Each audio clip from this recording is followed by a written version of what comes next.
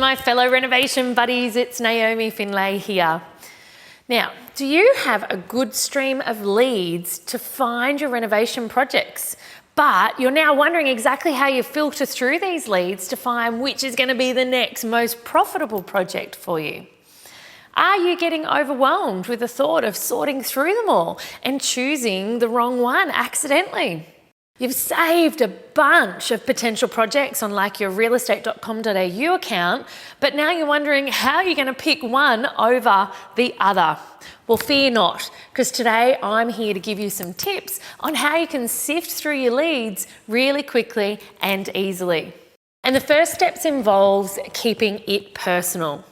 Every step you take in your renovation project, you should consider yourself and your overall goals first and foremost, because really you're doing this to create your own wealth.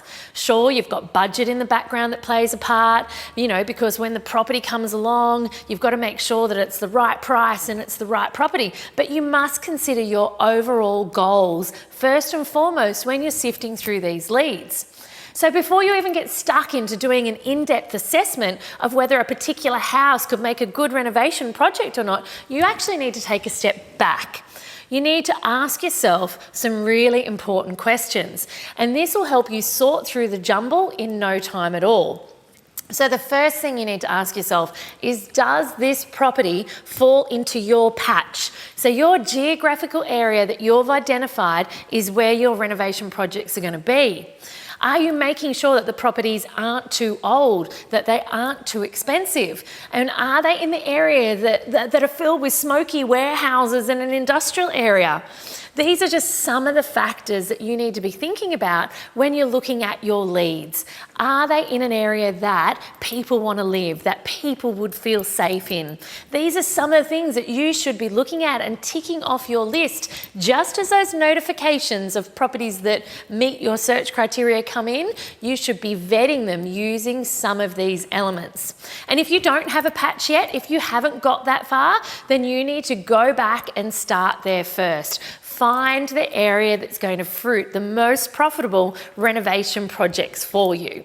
Now, the other thing that you need to think about as these leads come across your patch, even if they are a great fit for the patch and they are in the suburb that you've been keeping an eye on, that does well, and they are supposedly going to be a great fit, you need to then look at the property in detail. So from the perspective of, yes, they're in your patch, fantastic. Yes, you can absolutely spruce them up and add some value, wonderful. But are they the odd-looking, scary, haunted house that everyone avoids? Now, yes, there's no doubt that there's probably one or two people in your buyer cohort, so in your target market, that want to live in the scary looking haunted house. But the majority of people that are in your target market more than likely won't want to be living in that haunted house. So one way of checking your leads as they come across your desk are not only, does it meet your patch? Is it in the area that you want to be in? But is it one of those scary, weird houses built by a mad scientist? And if so, then you kick that one to the curb.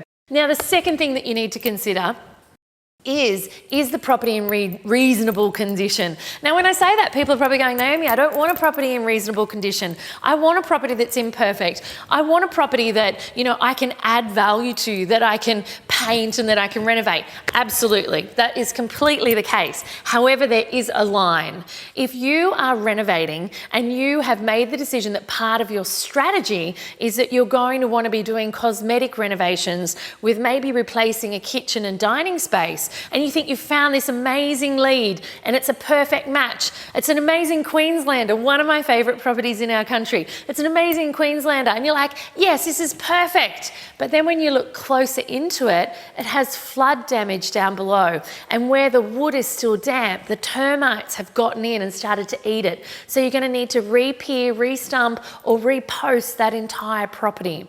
So what I mean by this is I want you to have a look at, is the property in reasonable condition for the level of renovation that you've decided to undertake? So remember, we've got all these leads coming across our desk. One, are they the right age? Are they in the right patch? Are they in the right condition? Are they the scary haunted house? You can see the bucket of leads that originally started are now dwindling down. We're having less and less. We're sifting and funneling those leads out to find the real gold. So when you look at that property that had the flood damage, it's not really that good a value after all. Now the third one is do the council checks. Check out the properties or the leads in detail before you even go inspect them. So once you've found the lead, it fits your patch, it fits your budget, it fits your strategy, amazing. But you need to do some council checks on the property. There are so many things to consider when it comes to these checks. I mean, dozens of things, all of which will affect what you plan to do with the property and the profit you can make from the property.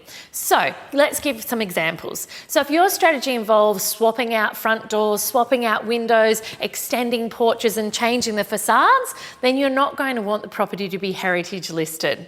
The same goes if you're actually looking to make the property larger, if you're looking to expand it and extend it. If you have a property that actually has some floor to space ratio restrictions imposed by your local council, then that's not going to be a good fit either, and you can cross that one off your list. If the property's in a bushfire zone, which means that the types of materials you use are going to be restricted and more expensive, you may want to cross that one off your list as well. These are just a few of the multiple factors that you can get information from your council about the properties you're looking to buy. Sometimes there'll be a small fee involved, but compared to the potential of dropping your whole budget on a property and then you realise later that you can't do the renovations you want, it is an absolute small expense. Now, the next thing that I want you to look at is any planned future works from a council perspective. So are they looking to put in a massive car park? Are they looking to turn a quiet subdivision into a 6-lane highway 1 block over?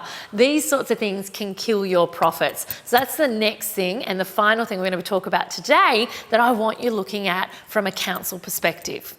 So there you have it. These are 3 of the ways that you can filter your leads to find the diamond in the rough. So my rapid renovation formula has an entire system around filtering these leads that come across your desk. But if you start with these 3 mainstays, you are going to be heads and shoulders above the competition. So until next time, let's renovate.